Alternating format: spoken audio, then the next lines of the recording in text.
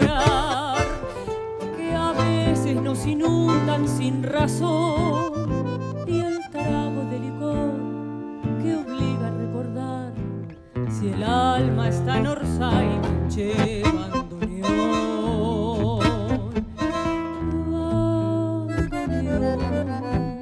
Hoy es noche de fandango y quiero confesarte la verdad. Copa a copa, pena a pena, tango a tango, embalada en la locura del alcohol y la amargura. Bandoneón, ¿para qué nombrarla tanto? ¿No ves que está derrido el corazón? Y ella vuelve noche a noche como un canto en las botas de tu llanto. Che, bandoneón.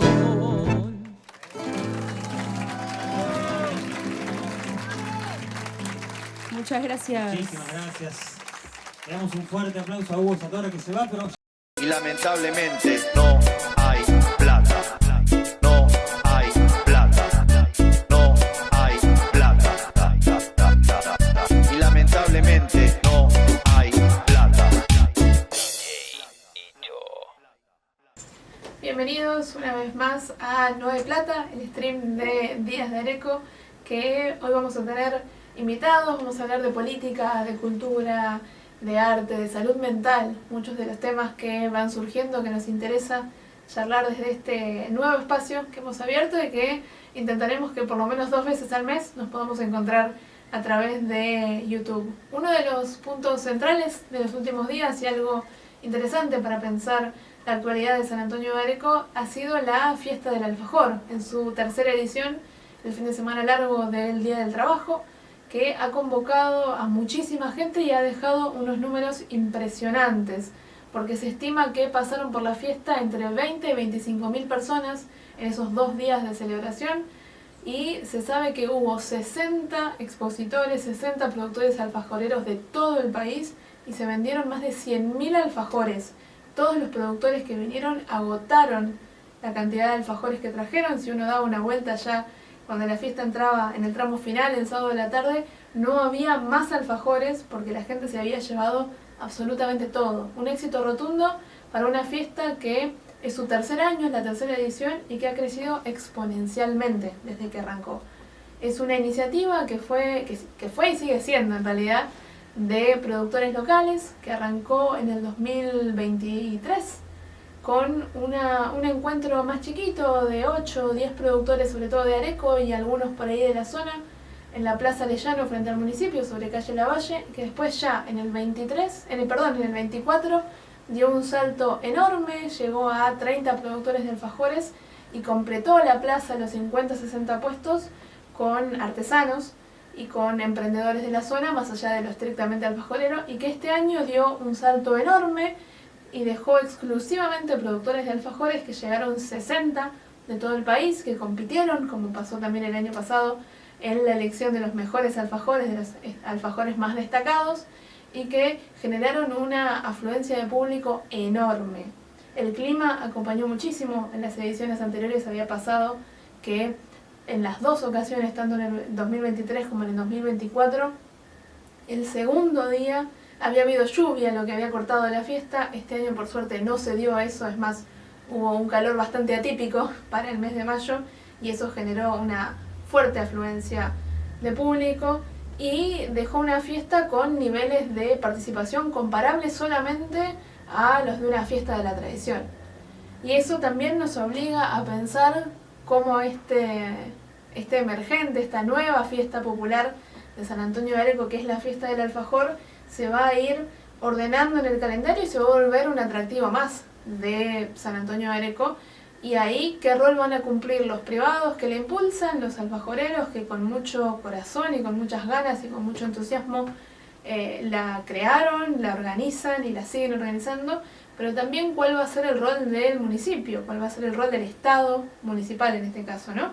Fue una fiesta que atrajo no solo público, sino también la atención de medios nacionales, televisión, móviles en vivo, radios, streamings, influencers específicos de la industria alfajorera, que generó mucha atención, mucha llegada de turistas, mucho movimiento de dinero también, con las ventas no solo en la fiesta en sí, sino también con los gastronómicos alrededor de la plaza o en la zona de la costanera, también con las ventas en kioscos, supermercados, combustibles, también por supuesto con la industria hotelera, que tuvo una ocupación del 100% durante el fin de semana largo, algo que no se había dado, por ejemplo, en Semana Santa, donde según los datos oficiales del municipio, la ocupación había rondado el 70-80%.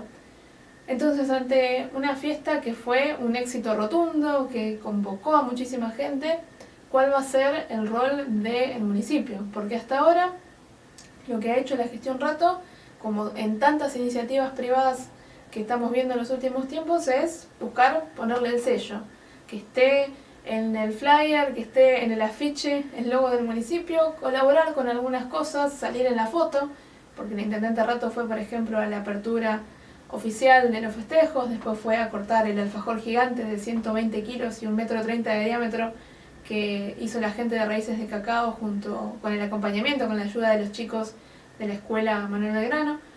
Pero después, el lunes siguiente, cuando había que dar los números de cómo había sido la fiesta, no aparecieron en esa foto los productores alfajoreros, sino que Rato dio una conferencia sobre esos datos, esa información turística, rodeado de sus funcionarios y destacando lo que habían hecho supuestamente desde la Dirección de Turismo, la Dirección de Cultura, la Secretaría de Turismo y Cultura, el área de seguridad, para garantizar esa fiesta. ¿Qué pasa con el rol del municipio? Vuelvo sobre esto, porque la fiesta está organizada por los alfajoreros, tiene ya una dinámica que se va expandiendo año tras año y se va insertando dentro de un circuito de fiestas y de encuentros vinculados a la industria del alfajor que hay en todo el país, y donde los productores que hoy estuvieron organizando en Areco en esta fecha, seguramente las próximas van a estar yendo como expositores a otros encuentros similares en el resto del país, ¿no? Pero ¿qué hacemos ante semejante afluencia de público, semejante llegada de turistas, para que la experiencia sea lo mejor posible, que puedan venir, gastar, elegir y repetir? Hubo muchas quejas, por ejemplo, entre los visitantes por el estacionamiento medido. Ya de por sí, la gran cantidad de gente que vino hizo muy difícil estacionar en la zona de la Plaza Arellano, la zona de la Costanera, zonas que tienen estacionamiento medido y donde los turistas, incluso aquellos que querían pagar el estacionamiento, no encontraban cómo hacerlo y se quejaban con justa razón de esa situación, porque detrás venían las inspectores municipales a dejarles la multa o dejarles la advertencia por el no pago del estacionamiento medido. ¿Qué pasa también con el acceso a los baños, el acceso a infraestructura básica para poder disfrutar de un festejo de esta magnitud, que este año, si bien se esperaba que iba a ser una buena fiesta, que iba a haber buena concurrencia de gente, creo que nadie pensaba que los números iban a ser tan contundentes. Con una nueva fiesta popular para San Antonio de Areco tan consolidada y tan exitosa y tan popular, valga la redundancia, entre los visitantes y entre los arequeros, hay que pensar cómo nos organizamos, cómo mejoramos para el año que viene y cómo hacemos que, si la experiencia en la plaza es muy linda y está muy bueno el contacto con los alfajoreros, se vende, hay espectáculos, hay encuentro al aire libre, hay premiaciones, ¿cómo hacemos para que lo que está alrededor y que tiene que ver con el rol del municipio también sea algo placentero para los turistas? Porque un turista que llega y la pasa bien en la fiesta del alfajor, pero se encuentra con una multa porque no pagó el estacionamiento medido que ni siquiera sabía que tenía que pagar, o que se encuentra con una costanera sucia y llena de pozos, y va a pensar dos veces seguramente antes de volver a venir a San Antonio de Areco, en un contexto donde las localidades vecinas han apostado mucho al turismo, a las fiestas populares, y también la competencia es cada vez más feroz, la competencia por que lleguen visitantes y dejen dinero en cada uno de los distritos. Por ahora, la respuesta de la gestión Rato ha sido la de siempre: querer subirse a un proyecto exitoso como ha sido la fiesta del alfajor, decir que han tenido un rol protagónico en la organización, que han hecho todo para que esto sea posible y que es un logro de su gestión, cuando en realidad el logro es de los alfajoreros, el logro es de la gente que viene empujando desde hace tantos años para consolidar a San Antonio de Areco como un polo de producción alfajorera y que deben ser reconocidos, deben estar en el centro de estos balances que hacemos una vez que la fiesta terminó y que ha sido tan exitosa. Son cuestiones que nos preguntamos siempre en este espacio, cuestionamos cómo el municipio se sube a ciertas gestiones donde no hizo nada o hizo muy poquito y quiere aprovechar los éxitos ajenos para tratar de mostrar una acción que no existe verdaderamente en la gestión de Francisco Rato.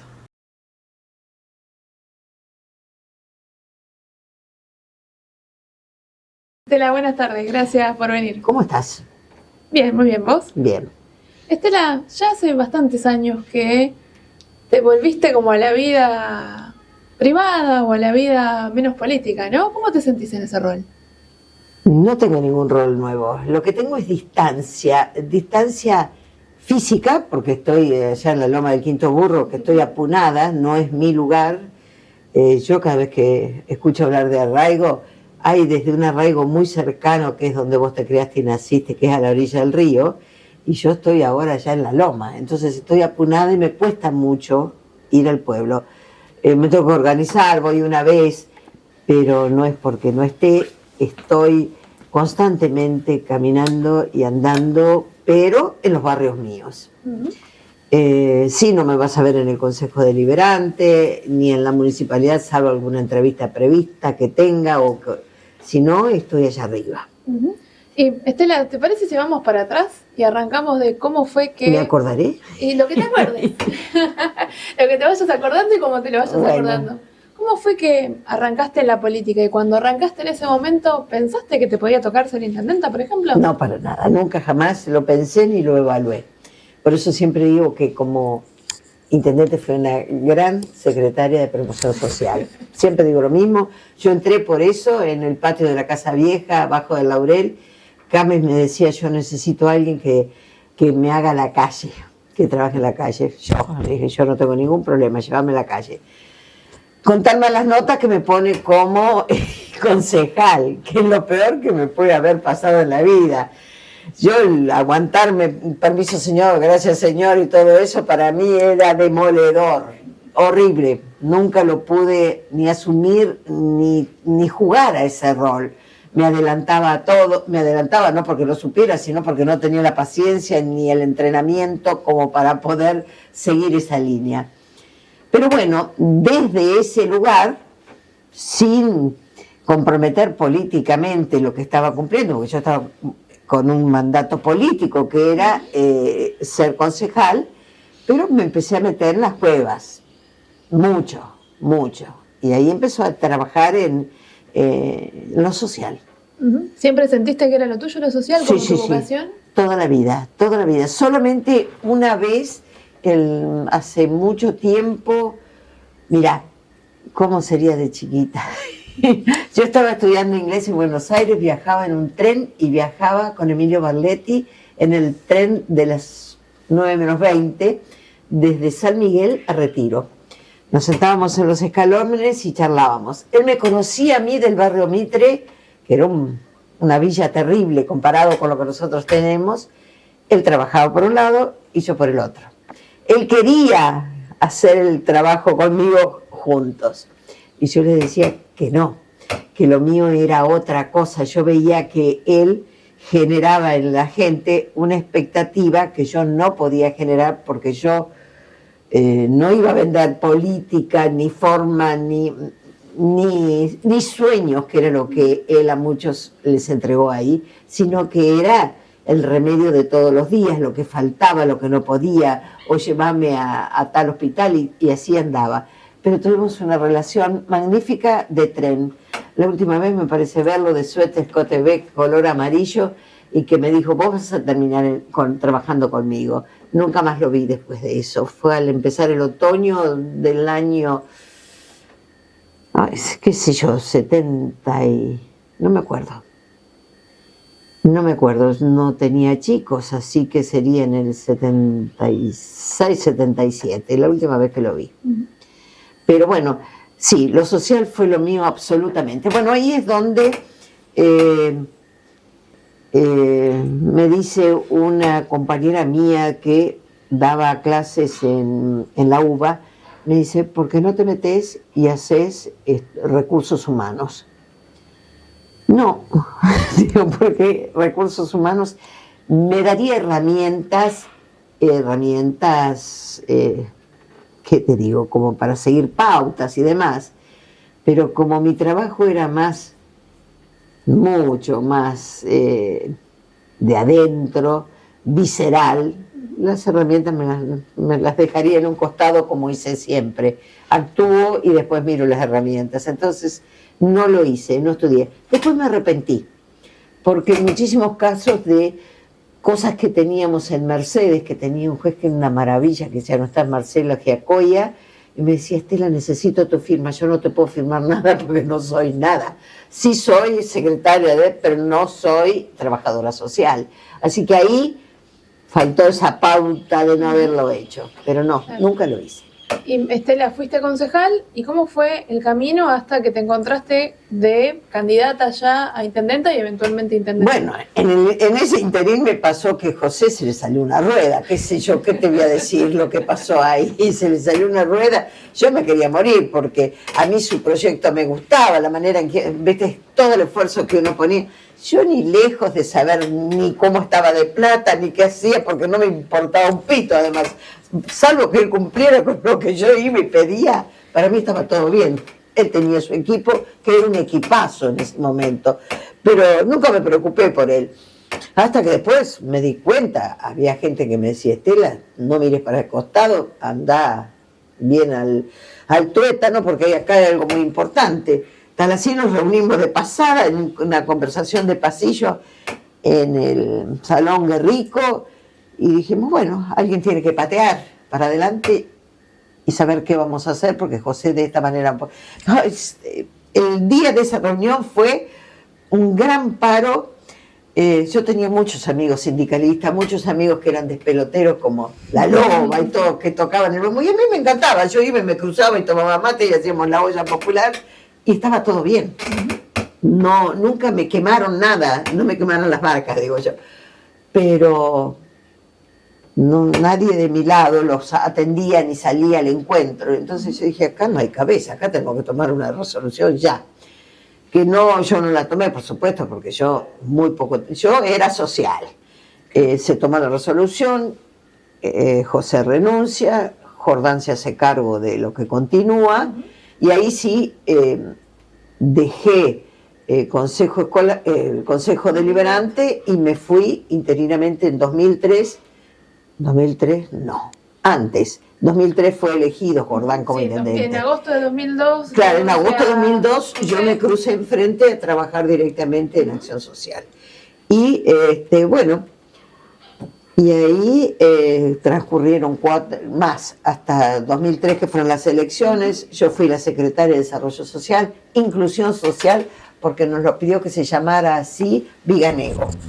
Una excelente persona, para mí fue un apoyo, era como yo, con muy pocas pulgas, con un papelito donde recorría a todos lados, anotaba lo que gastaba, lo que salía, lo que había que hacer, lo que no había que hacer, yo lo acompañaba, me decía, me estás pidiendo demasiado, no jodas, quítale acá, así era la conversación, un tipo maravilloso. Y dice, hay que poner inclusión social. Él tenía una lógica, él decía que lo que había que hacer era incluir y no estar trabajando. Me pareció fantástico, se llamó inclusión social por todo ese tiempo. Y bueno, ya cuando venía el Vasco, más de, a ver, en el 2002 al 2003, fines del 2006, que bueno, tenía que tomar una resolución. Me empezaron a llamar a mí, a comidas y demás, y vos tenés que seguir. ¿Yo tengo que seguir a dónde? No, de intendente no, nada, gracias. Yo no tenía ni un fosforito para la caja. Eso es lo que yo digo, y lo digo a pie junto y abiertamente. Que uno sea corajuda, que uno ponga el cuerpo en todo, que uno acompañe en todo, que uno sea capaz de hablar con el Papa como con el último de los ahogados que tuve, ahogados no, por Dios, los inundados de los que estaban escondidos abajo del puente, pero no, intendente, ¿qué artilugios tenía yo para eso? Pero bueno, más allá de eso, no sé, no puedo evaluarlo hoy si fue un uso extremo de mi coraje, si fue una desfachatez, o qué, lo acepté. Y bueno, pero por eso te digo, más que nada de haber sido algo muy sin pensarlo fríamente, porque nunca pensé que iba a llegar a ser intendente. Nunca lo pensé, ¿eh? Elecciones, bueno, sí, tomo partido en lo que hay que hacer y sigo adelante, pero no creía que íbamos a ganar. Y ganamos. Y estuve 4 años, desgraciadamente, 2 años al principio, que puedo decir que estaba feliz, que dentro de todo no dejé de estar ni de tratar con nadie, y nadie me destrató y nadie me dejó de darme lo que se necesitaba para esto. Lo tengo que remarcar porque vivía yendo a provincia, a nación, nunca tuve un destrato, pero estaba, a pesar de que eran absolutamente distintos colores, distintas formas, nunca dejé de hacerlo. 2009 me desarmó física y mentalmente, de una manera que es el día de hoy y que voy a llorar. Pero bueno, pasó. Contame de ese día, Estela, ¿cómo fue ese 26 de diciembre de 2009? El 25 de diciembre había muchísima gente en Areco, había un chico, hijo de Gladys Marcus, que me acompañó muchísimo y caminábamos alrededor del Palomar. Yo tenía el auto parado ahí, me desesperaba la situación porque había una familia de paraguayos ahí al lado de la compuerta chica, que los chiquitos se bañaban, los largaban y se iban con la correntada.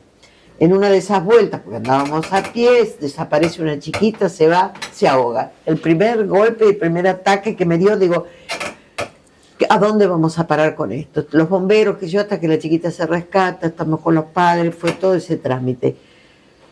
Y bueno, no me volví, ya esa noche me quedé en la municipalidad. Al otro día, a primera hora, la hecatombe era terrible. A las 8 de la mañana estábamos, primero fui al barrio Don Pancho. Del barrio Don Pancho me fui al barrio Amespil. En el barrio Amespil estaba dándole la espalda a donde se tiraban tiros, al tiro federal.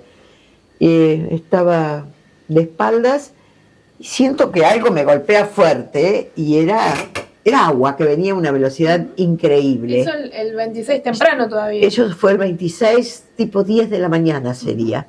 Que yo digo, muchachos, tomen todas sus cosas, váyanse de acá pasa. Y fue cuando se rompió el terraplén del río en el club de pescadores. Ahí vino una oleada que se fue hasta lo de Pepe Guevara, y de allá venía, pero terriblemente mal. Fue de locos. Bueno, nos instalamos en el municipio, todo el mundo, la voluntariedad que había de parte de la gente, vinieron de todos lados, nos mandaron cuantos servicios te puedas imaginar para ayudarnos. No me acuerdo los nombres ni las siglas que está hasta este momento el señor que está con lo que es las ambulancias, ¿cómo se llama? Que vino y se metió en el hospital. Bueno, el mayor drama que teníamos era que no fuera a entrar en el hospital, así que se hizo empezamos a poner bolsas ahí, y bueno, y fue todo eso, fue terrible, fue incontable. Yo me acuerdo que un vértigo terrible, tuve que subir en un avión inmenso con debido, en otro con ¿cómo se llama este chico que está hasta ahora? El que era el intendente de la provincia de Buenos Aires. Con el gobernador, con Scioli. Con Scioli, que fue 2 veces. Sí.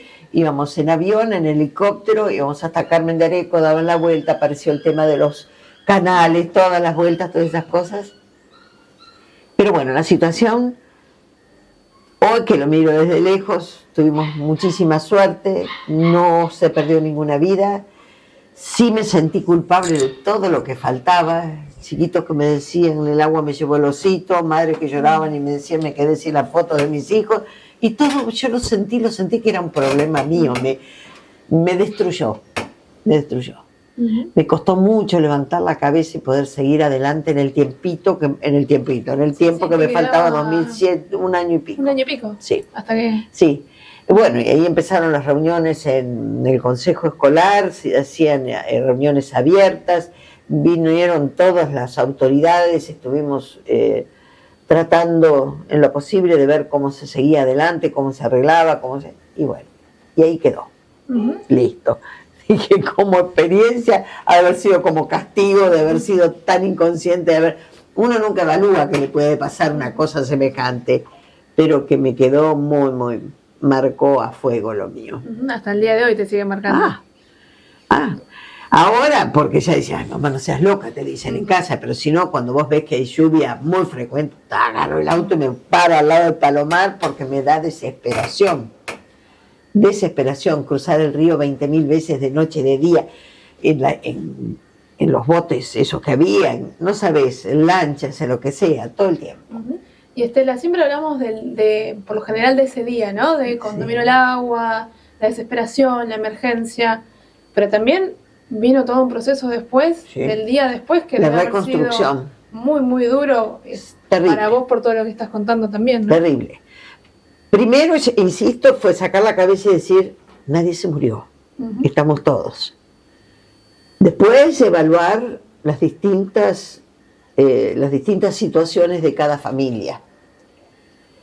Qué sé yo, de cosas tan que hoy me quedan como historias, por ejemplo, de un señor que ya ahora no vive, se murió hace muy poco, que él tenía su casa armada debajo del puente de la Ruta 41, que se desplegaba, se bajaba y se cerraba y tenía todo armado ahí, que me quería matar porque no lo dejaba volver, porque no entendía que eso, yo le digo, no es que vaya a volver, porque me dice, no se va a volver a inundar, pero vos no te podés quedar ahí nunca más. Bueno, todas esas cosas que son ya anécdotas, pero hubo casos de mucha gente que quedó con mucho dolor, con mucho miedo, con mucha angustia, con pérdidas que digo que no se las voy a recuperar ni yo ni nadie de los que tuviésemos estado, porque son cosas muy emotivas y que no se recuperaron.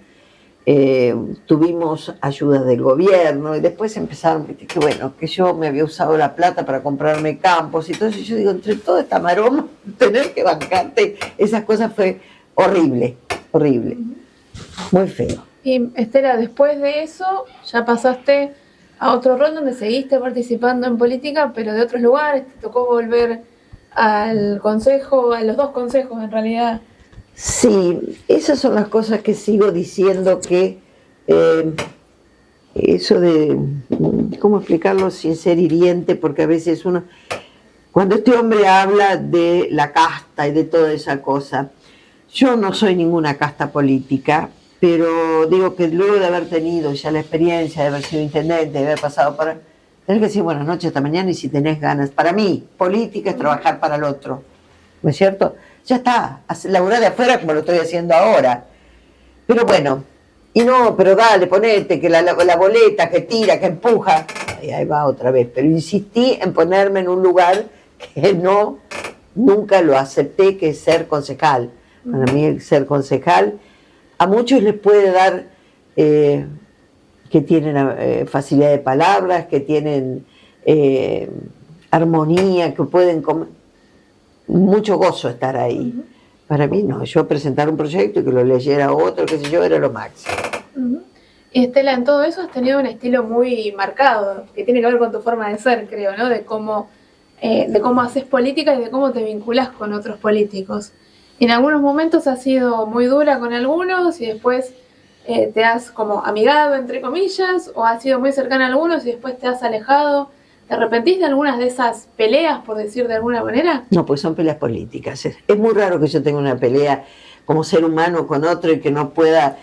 Yo, desde todos, te voy a decir, desde un Paco Durañona, que por ahí me decían, pero vos estás loca, estás enferma, te pasaban las cosas. Paco Graniol es una gran persona y no deja de ser una gran persona. Una cosa va por un reel y la otra por el otro.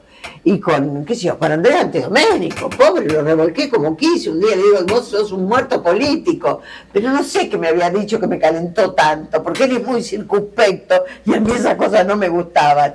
Y bueno, sí. Y de ahora voy a un bolichito, nos juntamos y charlamos. La política es un condimento nada más en esta vida que transitamos. Es un condimento picantón, bastante picante. ¿Y con Francisco? Que en un momento me acuerdo que lo definiste como tu hijo putativo, que siempre me quedó la impresión. Es mi hijo putativo. Pero bueno, uno viste que tiene... No, pues no sé si tenés hijos ya. No. Bueno, los hijos, vos los querés a todos por iguales.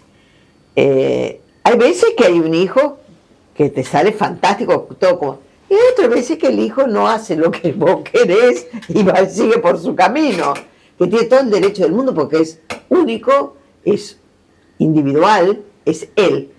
Y a mí me pasó eso con Francisco. Yo pensé, ahí estoy como, ahí sí tiene algo que ver el tema político, hay una mezcla medio rara, porque yo pensé que humanamente era un chico que cumplía con muchas de mis expectativas. Entonces yo digo, este chico va a funcionar. Y después tomó, o se quedó, porque él tenía un ancestro político que no era el Vivareco. Se quedó con eso y bueno. Y yo rezongando por los rincones. Pero déjalo que haga lo de él, sabrá Dios. Y Estela, ¿cómo estás viendo la situación hoy en general? Tanto en lo local como la política nacional. Algo dijiste de la política nacional cuando hablabas de que algunos hablan de la casta, ¿no? Sí.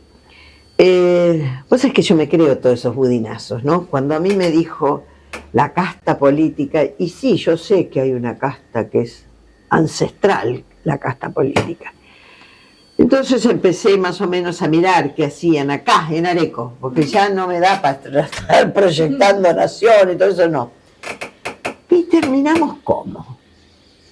¿Cómo terminamos? Había grupitos de gente tratando de sacar la cabeza para formar algo para este gobierno que está ahora en la nación. Vino una pantallada, la borró y puso lo de él. Eso es casta. Esa es la muestra más grande de la casta política.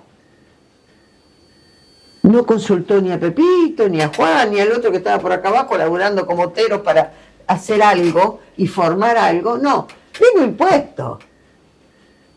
Entonces ahí dije, bueno, la casta sigue y sigue en todos lados. Nadie preguntó, ¿y estos muchachos qué hacían? Y las intenciones eran buenas de estos muchachos. Era apoyar al ya. Pero nadie les preguntó, nadie les dijo, bueno, flaco, acércate o vamos a trabajar juntos, no.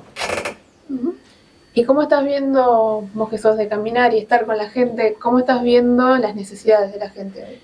Mira, las necesidades nunca han aflojado. Yo no sé si puedo decirlo de alguna manera, nunca han aflojado.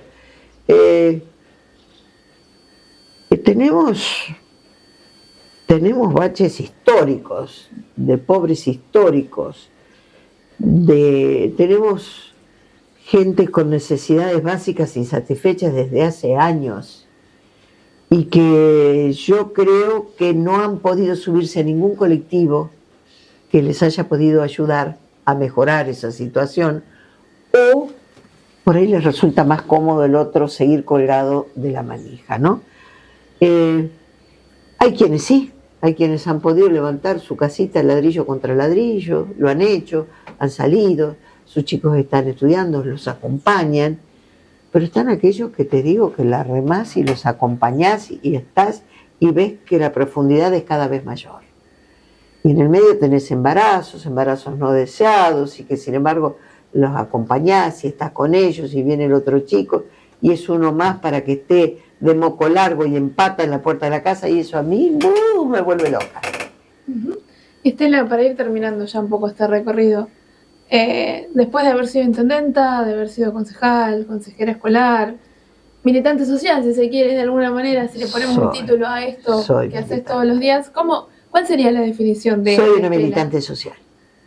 Una militante social. Que no voy a mirar si es zurdo, derecho, pelado, gordo. Donde está la necesidad, yo estoy. Si puedo, si llego. Pero es así, no me voy a fijar nunca, jamás. Y también así mismo, como te digo eso, tampoco me voy a fijar si le tengo que ir a pedir al peronismo, al radicalismo, a la LIA esta o a lo que sea, porque necesito para alguien. Si yo tengo una necesidad que cubrir, la voy a ir a buscar en cualquier lado. Estela, muchas gracias. No, a vos por haberme invitado. Es una sorpresa que estés acá. Gracias, Estela.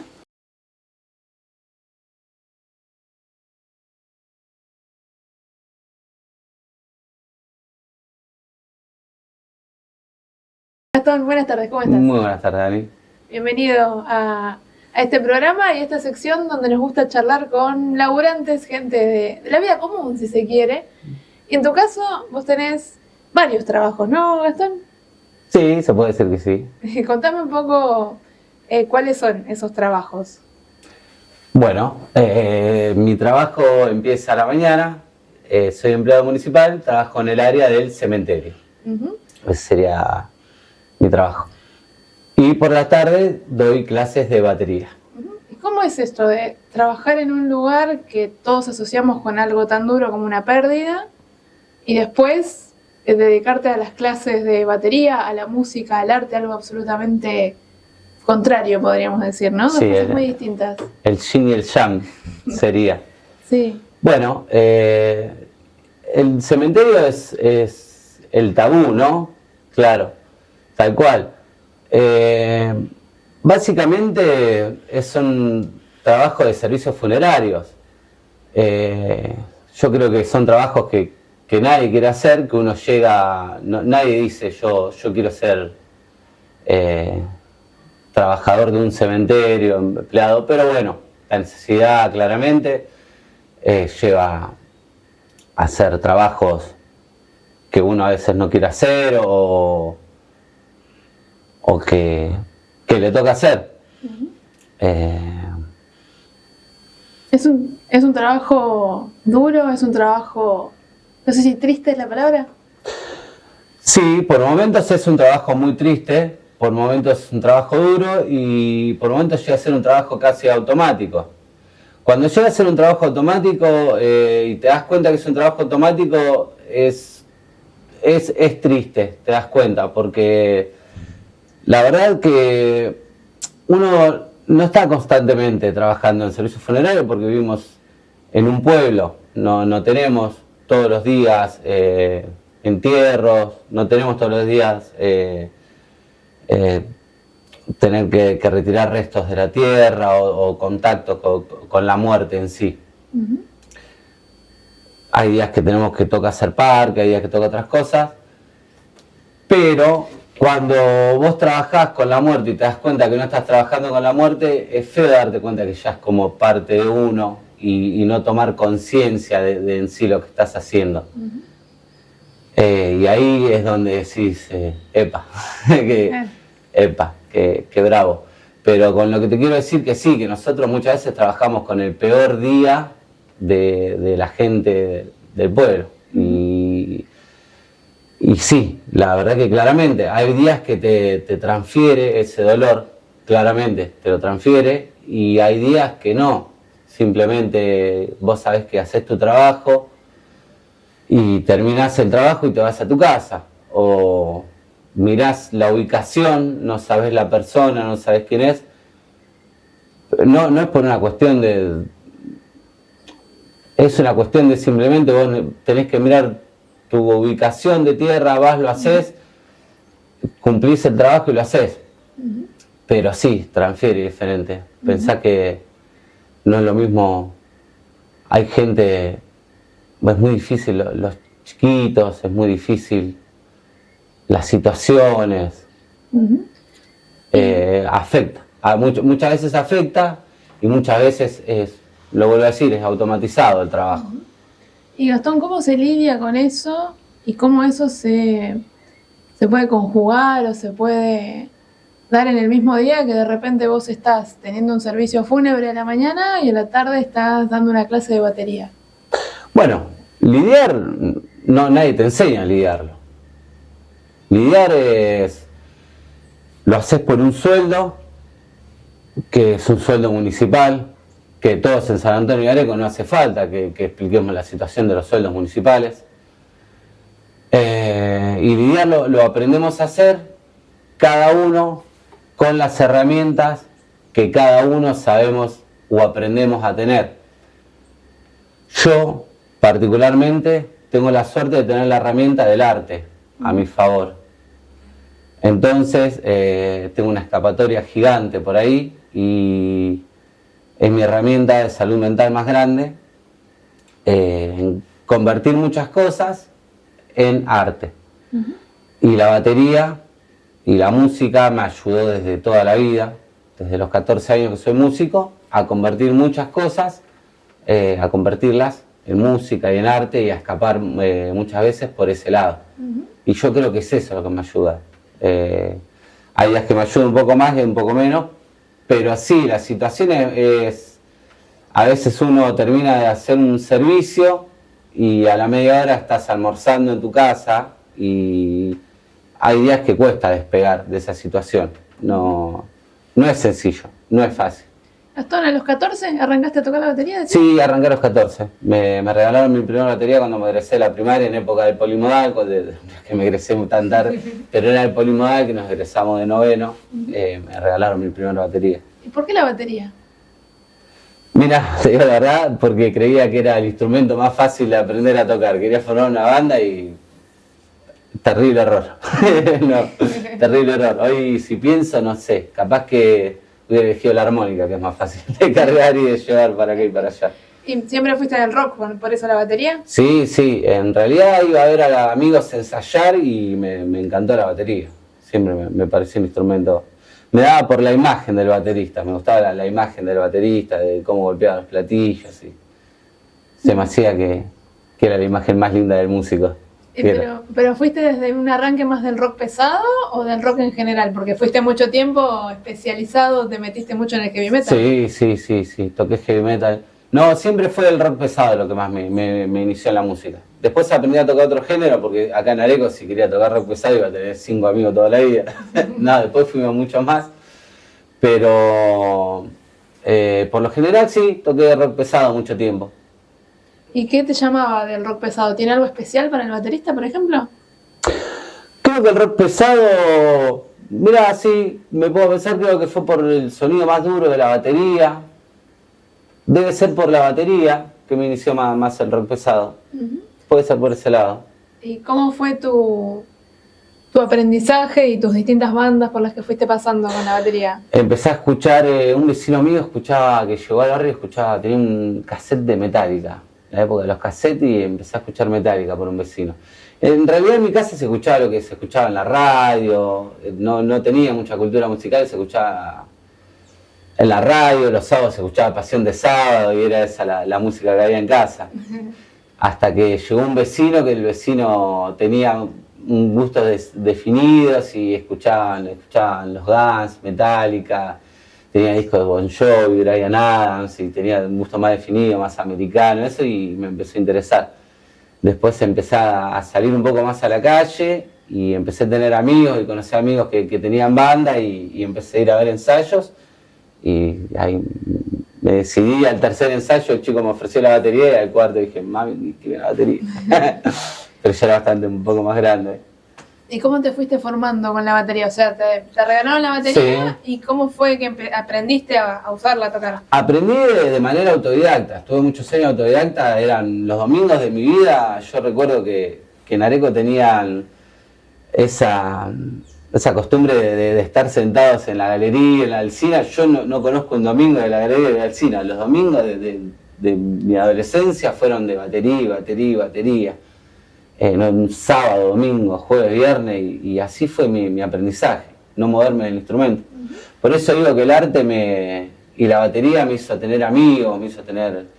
La familia que tengo hoy la formé alrededor de la música.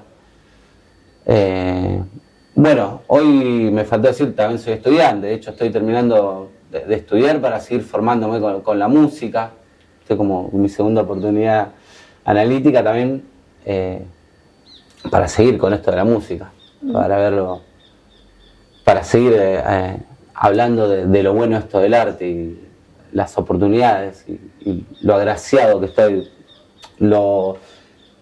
el agradecimiento que tengo para con el arte, de las oportunidades que te da, de que nunca se termina de aprender y nunca se termina de sacarle jugo a esto tan grande que es. Claro. Gastón, vos ahí venías de una familia laburante que me imagino... Sí, el esfuerzo hijo de que municipal habrá- también, hijo de municipal. El esfuerzo que habrá sido para tus viejos en ese momento comprarte la batería, por ejemplo. Sí, claramente. Y claro. seguís siendo Me lo de siguen una reprochando, familia... sí. ¿Te lo siguen reprochando? No, ya no. No, pero digo, venías de una familia laburante, formaste tu familia, que también es una familia Sí. contra laburante, con tu compañera, con tus Sí. hijas. Y qué interesante esto que marcabas de cómo el arte te permite encontrarte, hacer amigos y también sostenerte a vos mismo en la diaria, en lo difícil que es la vida de cualquier laburante, ¿no?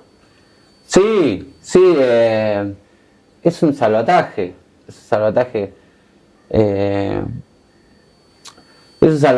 fue un salvataje cuando estaba tan presente, es una lástima cuando no se ve tan presente en etapas como en pueblos, como es Areco, cuando se ve un poco perdido, que no...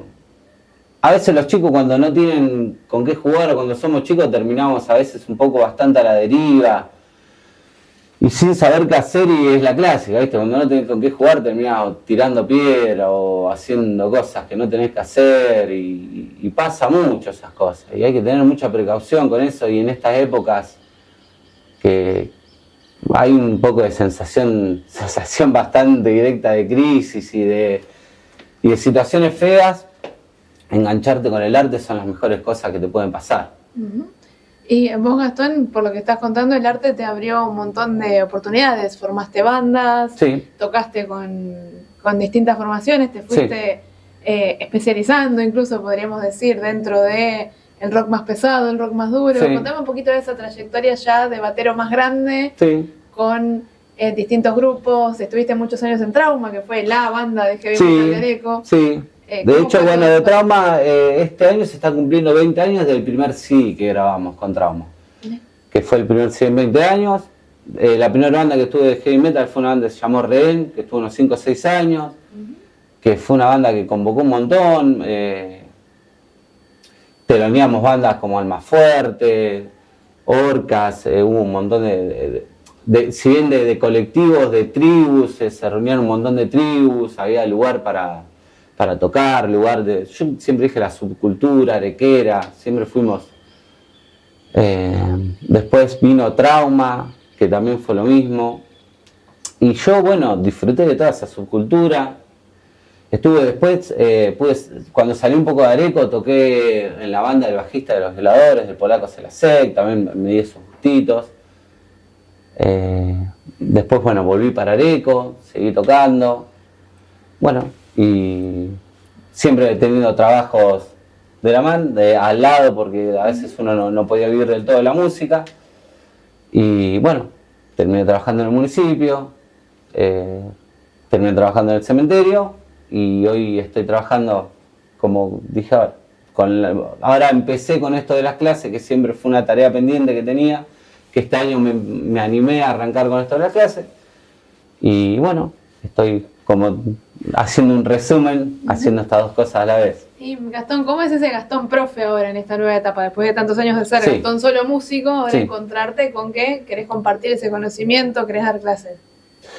Y este Gastón profe es un Gastón que intenta mezclar todo lo autodidacta que fue, todo lo divertido que fue autodidacta, pero no repitiendo los errores que a mí me hicieron volver para atrás todo lo que aprendí, ¿viste? Porque estaba buenísimo todo lo autodidacta, pero cuando yo tuve que aprender un montón de cosas, como que tuve que retroceder 10 años para atrás, como, sí, esto está bien, lo sabés, pero estás agarrando el palillo medio mal, está todo muy lindo, tocar la batería, pero fíjate que a los 2 minutos te decaes, entonces empezás a tocar con un metrónomo, está todo muy lindo, pero agarrar una partitura porque tenés que saber leer, entonces está todo bien, vamos a aprender batería, vamos a divertirnos, vamos a tocar canción, pero el metrónomo no lo negociamos, vamos a tocar porque somos bateristas, podés tocar un fill, podés tocar doble bombo, pero si me tocas el tema, arrancás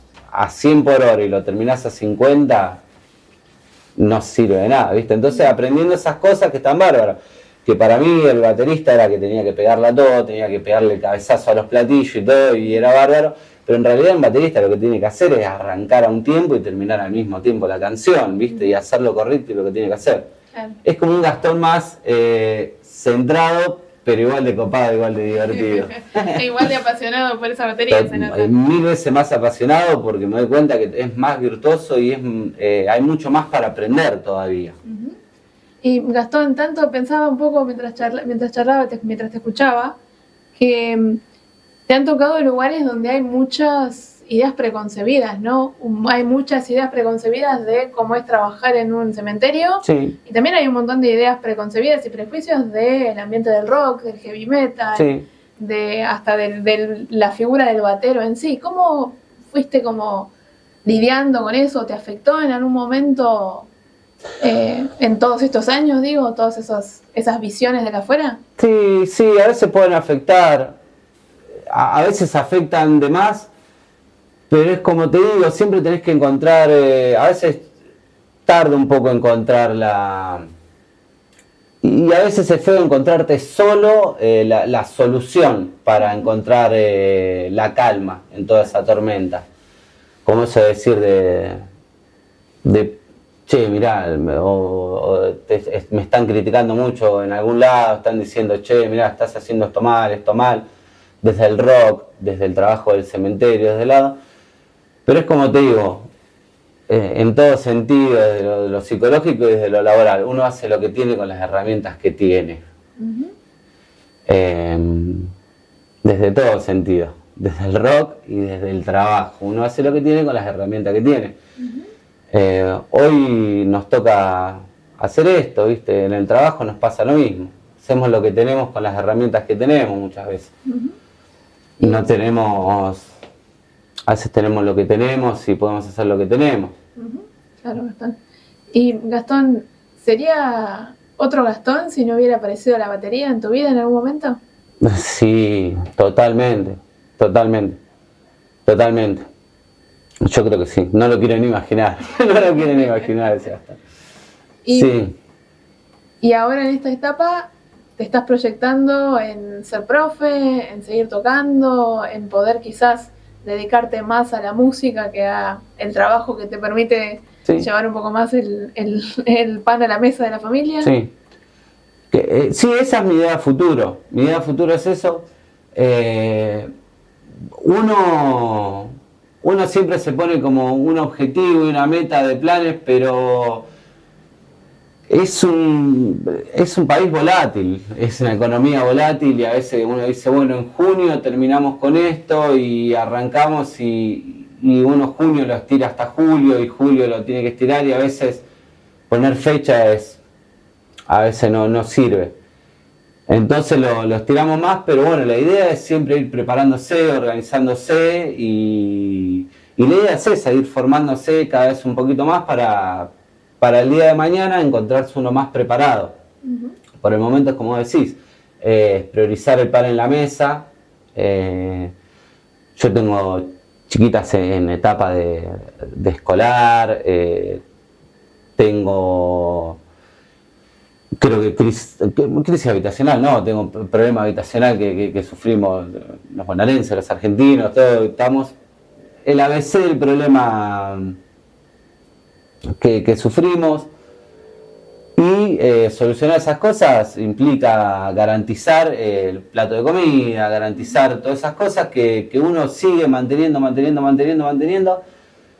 y uno a veces dice, bueno, me la juego, pero quiere garantizar ciertas cosas, entonces uno sigue haciendo cosas que le disgustan un poco más, pero las mantiene. Sí, y a su vez para poder hacer esas cosas que por ahí no te gustan tanto o que te ponen en una situación más jodida, necesitas cada vez más hacer esas cosas que te bajan a tierra, ¿no? El costado del arte, del cuidado de la salud mental. Y si uno no podría, yo creo que no, en mi situación tal vez me estancaría totalmente, porque estancarse es real, o sea, es real que algunos, hablando de la salud mental, se estancarían realmente. Capaz que algunos no, capaz que eso va de cada uno y depende de cada uno no puede hablar por todo el mundo. Pero a mí particularmente sí, no, yo no podría una cosa sin la otra, sin un lugar de descargas. Y a mucha gente le pasaría, algunos necesitarían salir a caminar, otros salir a correr, otros hacer un deporte. Y capaz que algunos no necesitan absolutamente nada, uno dice, no, así yo estoy bien, yo no necesito nada, a mí no me afecta nada. Y los felicito por ello. Y Gastón, ya para ir terminando, ¿qué le dirías a ese Gastón de 13, 14 años que vinieron sus viejos con todo su esfuerzo, le compraron la batería, agarró los palillos y no sabía lo que se le iba a venir y que eso iba a ser parte de su vida hasta ahora, que sos mucho más grande, sos papá, tenés tu compañera? ¿Qué le dirías a ese Gastón chiquitito? Nada, que disfrute, que está bien y que nada, disfrute sin culpa, que está bien. Que fue un poco trillada la frase, pero que todo pasa por algo y que tranquilo, que está todo bien. Gastón, muchísimas gracias. A vos, muchas gracias.